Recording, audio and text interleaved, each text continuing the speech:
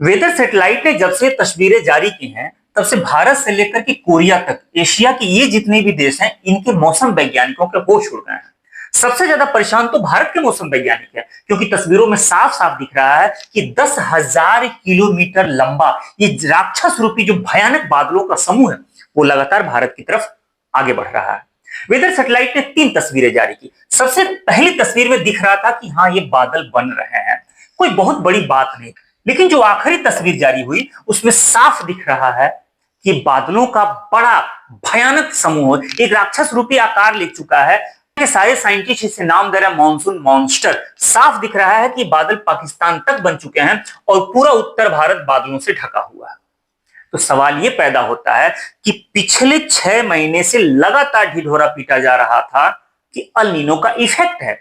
इस बार El Nino अपना प्रभाव दिखा रहा है, बारिश कम होगी, सूखे के पूरे आसार हैं। तो फिर मौसम ने अपना गियर कैसे बदल लिया? आज 3 पॉइंट पे डिस्कस किया जाएगा। पहला पॉइंट यह है कि अल नीनो के होते हुए बादलों का भयानक समूह कहां से आ गया? क्या अल नीनो का इफेक्ट खत्म हो गया? और दूसरा पॉइंट यह है कि क्या भारत में किसी बड़े तूफान की आहट है, किसी खतरे की घंटी है? और तीसरा पॉइंट यह है कि क्या मौसम वैज्ञानिकों से मौसम का आकलन करने में, वेदर एनालिसिस करने में कहीं चूक हो रही?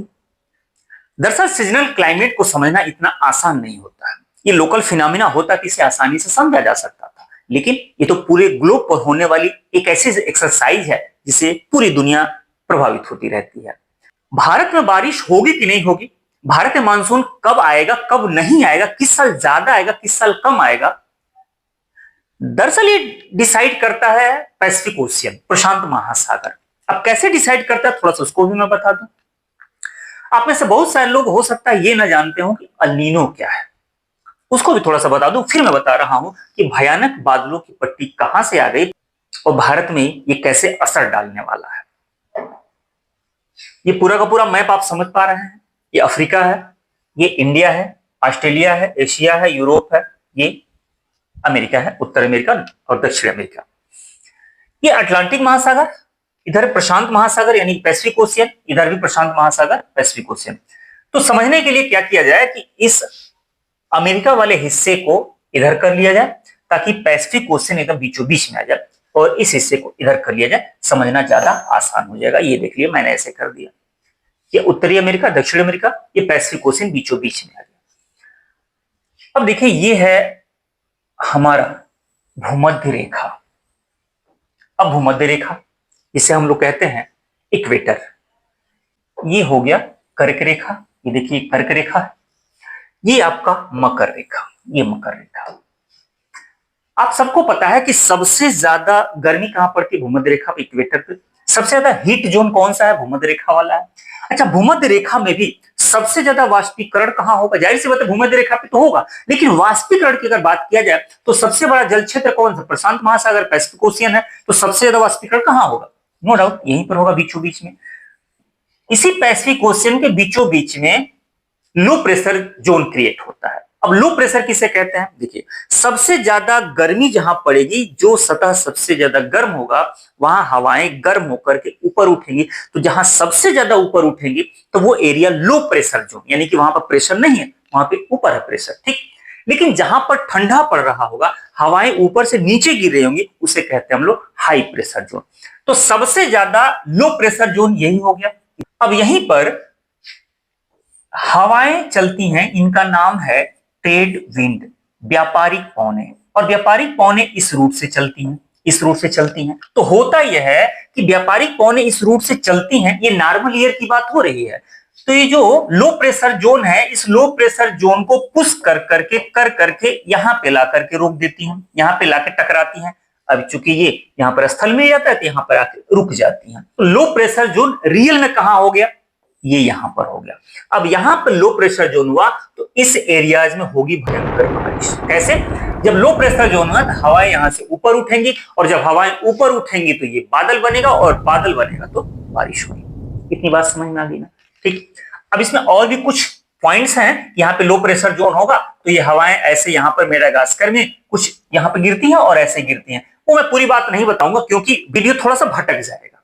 अगर अल नीनो को पूरी तरह से समझना है तो कमेंट करके बताइएगा, उसको मैं अगले वीडियो में बता दूंगा। खैर छोटी सी बात में, तो यहां पर होती है बारिश, ये नॉर्मल ईयर की बात है। लेकिन 4-5 साल के बाद ऐसा होता है कि जो ट्रेड विंड है, ये ट्रेड विंड है, व्यापारी पौने हैं, या तो ये सुस्त हो जाती हैं, नरम पड़ जाती हैं, या फिर इनका डायरेक्शन ऐसे हो जाता है, इनका डायरेक्शन ऐसे हो जाता है। दो कंडीशन देखिएगा, या तो ये सुस्त हो जाएंगी या तो फिर अपना रास्ता चेंज कर लेंगे। तो होगा यह है कि लो प्रेशर जोन जो यहां क्रिएट हो रहा है, अब वो यहां नहीं आ पाएगा। तो जब यहां नहीं आ पाएगा तो या तो यहीं रह जाए सुस्त होने की वजह से, या फिर अगर रूट चेंज कर ली तो लो प्रेशर जोन है वो यहां आ जाएगा, यहां आ जाएगा।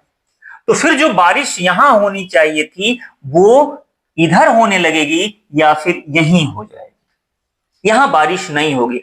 तो जब जब हवाओं का रुख ऐसे होता है, इस साइड में हो जाता है, इसी को कहते हैं El Nino effect. El Nino effect, इस एरिया में बारिश नहीं होगी। बात क्लियर हुई? अच्छा एक और सुन लीजिएगा, ला नीना समझ लीजिए। तो ला नीना क्या होता है? ये जो हवाओं का रुख इस तरीके से है, नॉर्मल ईयर में ऐसे है, अगर ये स्पीड बहुत तेज हो जाए, बहुत तेज हो जाए, इतनी तेज हो जाए कि जो लो प्रेशर जोन है इस पूरे एरिया को कवर कर ले, तो भयानक बारिश होती है, इतनी बारिश होती है कि तूफान भी आते हैं, बाढ़ भी आ जाती है। तो अल नीनो और ला नीना, अगर इसको बहुत अच्छे से समझना है तो कमेंट कीजिएगा, मैं जरूर बताने की कोशिश करूंगा। खैर बात तो आपको समझ में आ गई कि ये अल नीनो इफेक्ट है। तो इस बार ये अल नीनो का इफेक्ट है, हवाओं का रुख इस साइड से है, यहां पर बारिश नहीं हो रही है, इस बार बादल बन ही नहीं पा रहा है। एक सवाल ये पैदा होता है कि अचानक मौसम ने अपना गियर कैसे बदल लिया। अगर मौसम वैज्ञानिक परेशान है तो परेशान होना उनके लिए लाजमी है। होता यह है कि ये जो भी एनालिसिस करते हैं लोग, चाहे वहां पर अगर हम हो चाहे आप हो, हम लोग एनालिसिस कैसे करेंगे? पिछले 2 साल 3 साल 4 साल 5 साल का एक आकलन करते हैं हम, उसी आधार पर हम लोग डाटा दे देते हैं कि भाई इस बार ऐसे होगा, पिछले बार ऐसे हुआ था, ऐसे हुआ तो इस बार ऐसे होगा। लेकिन डे बाय डे क्लाइमेट इतना चेंज हो रहा है, हम लोग प्रकृति से इतना छेड़छाड़ कर रहे हैं कि सारा आकलन धरा का धरा रह जा रहा है। ये बादलों की पट्टी बनी है, नो डाउट बनी है। अक्सर आपके मोबाइल पर आजकल मैसेज आ रहा है, अगले 3 घंटे में आपके क्षेत्र में मध्यम से तेज वर्षा हो सकती है, 60 से 70 किलोमीटर की स्पीड से हवाएं चल सकती हैं। सुबह होते ही मैसेज आ जा रहा है, बारिश नहीं हो रही है, बादलों का झुंड फैला हुआ है। आप वीडियो जहां से भी देख रहे हैं कमेंट करके जरा बताइएगा कि आपके यहां ऐसा हो रहा है कि नहीं हो रहा है।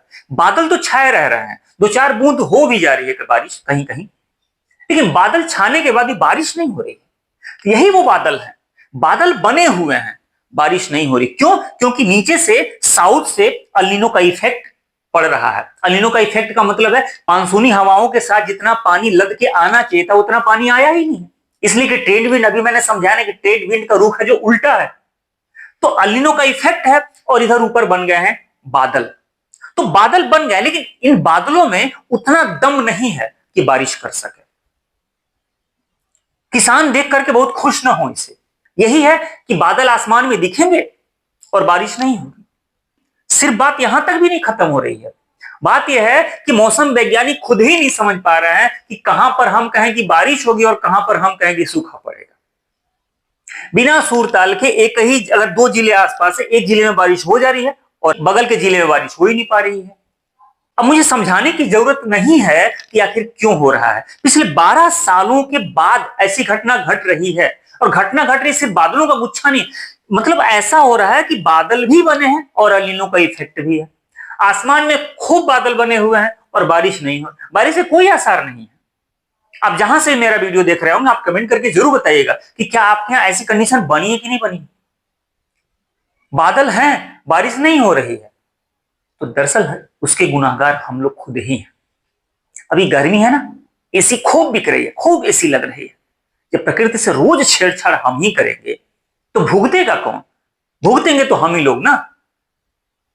अब ऐसे ही होगा। मौसम वैज्ञानिक घोषणा कुछ और करेंगे, आपके मोबाइल में मैसेज कुछ और आएगा, होगा कुछ और। बादल भी बनेगा, बारिश भी नहीं होगी, धूप भी होगा, बारिश भी होगी, ये सब कुछ होगा। इसलिए कि असली गुनहगार हम लोग खुद ही हैं। अब मौसम वैज्ञानिक बैठ करके आकलन करते रहे, तो जो भी बादल बना हुआ है कब बारिश हो जाए ये किसी को नहीं पता। मौसम वैज्ञानिक जितने बैठे हैं उनको खुद ही नहीं पता कि जो बादल बन के तैयार है बारिश कब होगी, नहीं अंदाजा लग पा रहा है। वो ऊपर संघनन हो ही नहीं पा रहा है, अब कब अचानक संघनन हो जाए ये भी नहीं पता। खैर जो भी हो, अब आप कमेंट करके जरूर बताइएगा कि जो भी घटनाएं घट रही हैं इसका असल जिम्मेदार आखिर कौन है।